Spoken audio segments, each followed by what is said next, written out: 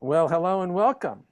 We are once again at our monthly seminar about the magic of life insurance. And as these seminars progress, I tell you, I have a renewed appreciation of the magic of this product, and I've had for years. And these seminars just keep highlighting different ways it's magical. Today, I am, of course, joined by Darren Hardison, my right arm planner and an underwriter. Takes full charge of our pre-qualification process, and he's a master of it. So thank you for joining us, Darren. Welcome. Our topic today is the use of life insurance to indemnify a mortgage or a business loan. So let's start off this way. Darren, what is that about? What does it mean to indemnify a mortgage or a loan?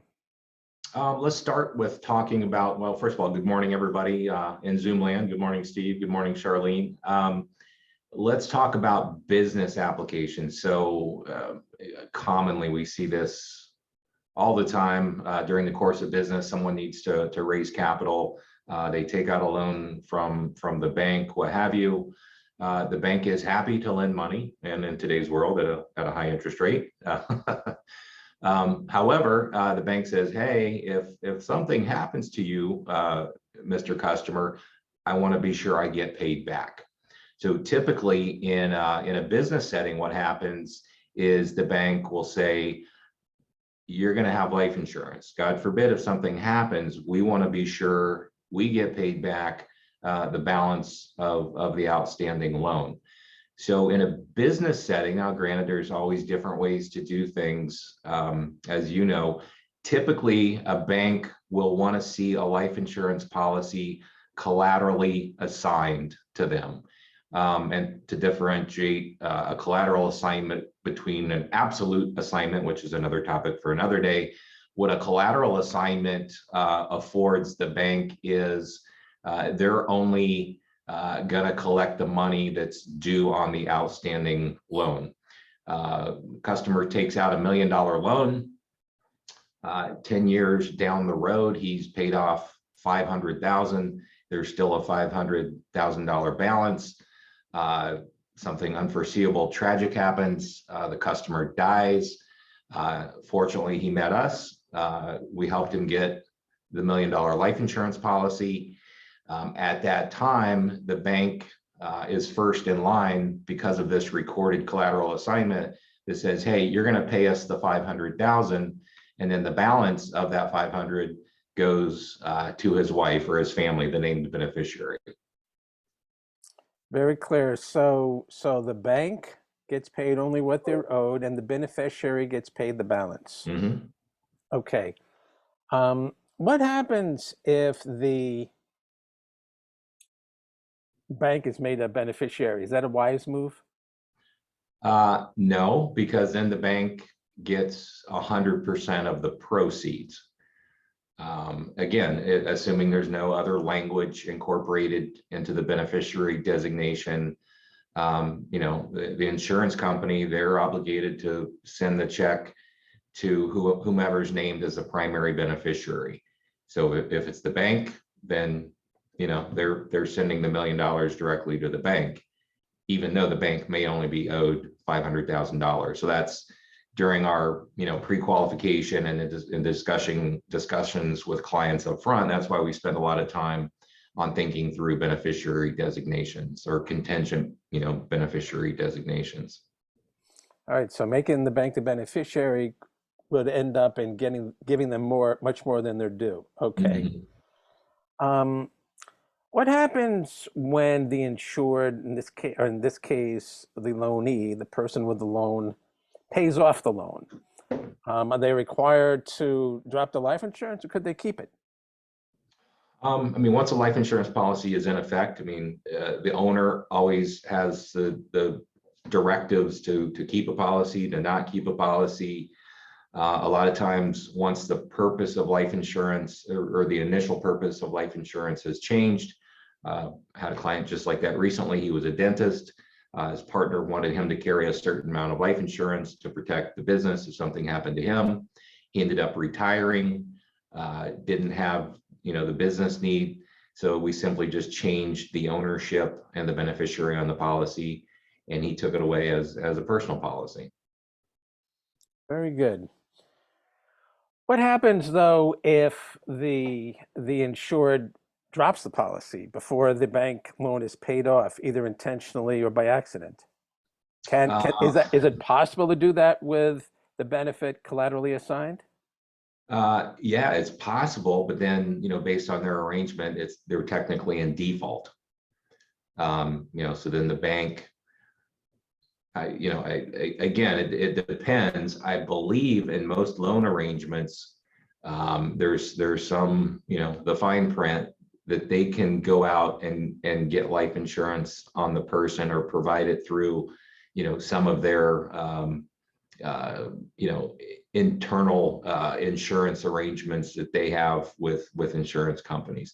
In essence, they would be sure the client had insurance, and then charge them for it, which is probably going to cost 10 times as much as what they were paying before. Yeah, I see that. And actually, I recall I had a situation where the the policy was threatening to lapse. It was coming close to a lapse, and the insurance carrier required that the bank, the entity to whom there was a collateral assignment, sign off on this, that it was no longer in effect, meaning that somehow there would have been action taken if the bank had not signed off on that. But it would not have involved the insurance company. It would involve the bank and the insured. But in essence, the insurance company looked out for the interest Mhm. of the entity to whom the benefit was collaterally assigned. Yeah, I didn't mention that before. So once a collateral assignment is attached to a policy, the only way to get it off is by the bank releasing it. So an officer for the bank, that's another form where they have to release the assignment. So in my dentist example, it was collaterally assigned. So we had to go in and get the proper signatures to get that removed. I get that. Good. Let's talk a little bit about the the underwriting process and how it relates to the loan approval process. Mhm. Um, for example, I've had a lot of these cases where somebody calls up and they say, "Look, I got a tentatively approved for an SBI loan, and they're requiring life insurance, but I got to move quickly or I need the money." Okay. Um, and Many times the applicant will say, well, I need proof that I have a policy here. And I say, well, it's going to take some time. I said, what I usually do is I say, why don't you give me the number of the loan officer you're working with, and I will assure them that an application is in progress, and I'll even keep them updated as to the underwriting progress. And that will help them relax a little bit and not pressure you to get the policy enforced. They'll Right. still go through all the other requirements for your approval because they know at least somebody's in control, a professional's in control of the insurance application. Have you found the same thing, or have you found that Yeah. in your cases that it's required for the policy to actually be issued? I agree with you. I always want to have communication with the other professionals involved. It just keeps everybody, and to be sure the correct information is getting relayed. We speak foreign languages sometimes in our insurance lingo, so to be sure, everybody understands what we're talking about. It depends. Now, obviously, we'll laugh about this when somebody calls us and be like, I need to get this done, yesterday. And like, okay, maybe you should have called me 2 weeks ago when you knew you needed this. But so one thing we do, and obviously we always say it depends what the requirements for the for the lender is. We have access to, I call it more of like a stopgap type of insurance. We use a specialty insurance market through Lloyd's of London. and what they do for certain business arrangements, loan indemnifications, other types of business insurance, acknowledging that people need coverage yesterday and understanding that traditional markets can take 30 days, 60 days, 90 days, whatever. They can issue a policy typically within 24 hours.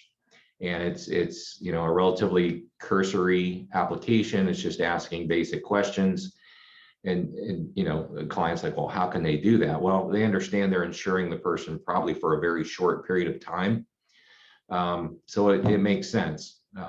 You know, we prefer to go straight to the traditional, you know, insurance. But if someone literally is in that critical of a situation, it's saves some people's bacon, let's say. I get that. All right, so that's an example of a special product that's been designed for indemnifying loans, and it's a stopgap measure. Do companies offer specialty products to cover the duration of the loan, or is that just ordinary insurance?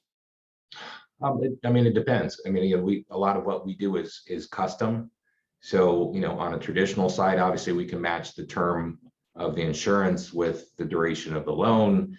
On the specialty side, usually their policies cover like in 5-year renewable terms, meaning, okay, this policy is guaranteed for 5 years. If you still need it after that, we'll renew it just based on whatever the pricing is at that time. And that actually relates to the other half of our discussion today, which is indemnifying a mortgage. Um, I've heard of mortgage insurance. Mhm. What do you know about that, and how does it compare to life insurance that's not called mortgage insurance? We get calls, I guess, on occasion where a client says, "Hey, my bank is offering me this mortgage insurance." Now, mortgage insurance can mean a lot of different things. Typically, what happens, the bank will work with some insurer, and they develop some kind of a specialty, you know, term life insurance product. From what I've seen, just in comparison, typically they're very expensive because there isn't like really a traditional underwriting process.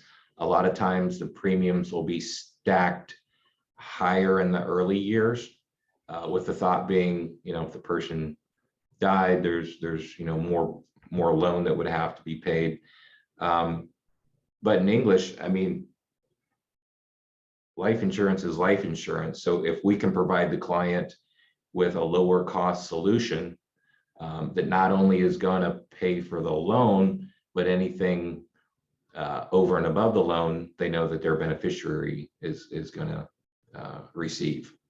So that was one thing I want to mention in comparison. We were talking about, you know, business arrangements.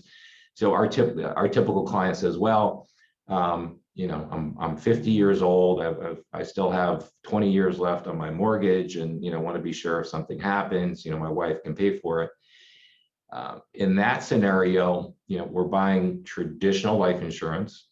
Maybe we're buying a 20, 25, 30-year term, whatever, with the idea being, you know, if the insured did die, the wife gets the full benefit, the $1 million, and then she's responsible either to pay the mortgage in full, or she can continue to make, you know, mortgage payments, but she has that, you know, influx of liquidity to where she's not struggling to make ends meet.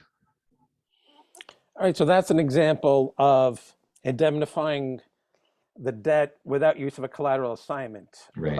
You're empowering their surviving spouse to pay off or to not pay off the mortgage. They Sure. might want to keep the mortgage in force and just pay it off monthly as opposed to one lump sum. Okay.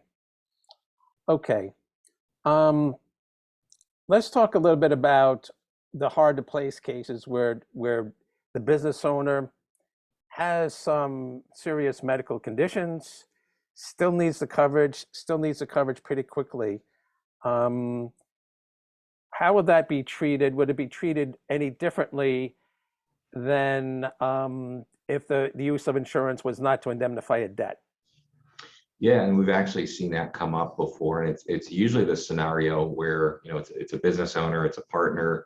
Uh, there's an insurance requirement, either because of a loan, maybe it's a key person or some sort of buy-sell arrangement, and lo and behold, the person's totally uninsurable. His health history is such that you know, nobody's gonna insure him. So, you know, then everybody's frustrated because they can't continue with whatever the plan was. So like I mentioned before, that's where we would circle back to our specialty insurance group, and they would come up with some sort of secondary market type, you know, insurance program. Okay, so the secondary market is designed exclusively for business applications of life insurance, Yeah, well, meaning that somebody specialty couldn't market, use yeah. that to, they couldn't use that to indemnify a home mortgage for personal use. I should have said specialty market. The specialty market, again, it always depends, but generally they're catering to business arrangements. So buy sell, key person, loan indemnification. If it's pure personal insurance, typically that precludes you know, the specialty market. But we've gotten creative in a few, maybe somebody that has like a closely owned private business that's really, in essence, commingled with their personal financials. A lot of times we can figure out a way to, you know, to put that together. Oh, very good. Okay. Okay, let's suppose somebody's just anti-life insurance, or they don't want to go through the underwriting process, and they don't use life insurance to indemnify a mortgage or a business loan. Mm. So what happens? What are their other options? Yeah, What I do they mean, typically do? yeah, I mean, then their essence, in essence, they're bearing the risk. We always say, what is the purpose of insurance? Any insurance, car insurance, home insurance, life insurance, long-term care insurance. You're deferring a portion of risk to somebody else, right? We're deferring risk of having, you know, this $1 million debt to an insurance company. If I'm not deferring it, then I'm bearing the entire risk. So if I have, you know, that $1 million debt at my passing, then again, depends on how the estate's structured, that, you know, my heirs are responsible for that. Had a lady here in the financial planning firm, her husband had an engineering firm, had taken out a relatively large SBA loan with another partner. He unfortunately passed away, and because she had co-signed on this SBA loan, the IRS still, this was 10 years ago, they're still garnishing her Social Security, like $500 a month, and she'll never be able to pay back the loan. It was, you know, at the time when he was thriving and had partners, you know, as an engineering architectural firm that was earning, you know, large amounts of money. And when he passed, I mean, he was the guy. So the business, you know, effectively folded up. So just another reason that we don't really think about, or, you know, if you think about your surviving spouse, you know, years later still being haunted by the IRS, or maybe it would be a bank trying to get that, you know, that money back. That's awful. Yeah, I get that. Okay. That's a good example of the magic of life insurance. just buy it. All right, let's wrap up with this and discuss pre-qualification. You made an interesting point earlier about pre-qualification. I think typically people think of pre-qualification as a way of confirming they medically qualify Mhm. for life insurance, but you also mentioned the financial end as it relates to will there be an assignment and so on. So elaborate a little bit about how business or personal finances fit into pre-qualification. Yeah, when we do our pre-qualification, in addition to the medical piece, you know, we'll do a cursory understanding of, you know, the person's occupation, what type of income, net worth. Bankruptcy is a big thing, and everybody's like, well, why does bankruptcy matter? Insurance companies are more concerned with persistency, meaning if someone has filed bankruptcy and maybe they have all these debt obligations or a payment plan, or let's face it, if they file bankruptcy, they have a history of not paying money they've owed. The insurance company is more concerned that the policy is going to lapse prematurely. So then it's kind of a cost benefit analysis. But to your point, life insurance has to be justified. So if someone makes $20,000 a year, a life insurance company is going to say, well, why do you need $10 million of coverage, whether it's personal or business? So that just gives us our bearings up front to get a sense of what kind of financial situation in general does a person have versus what they're looking for.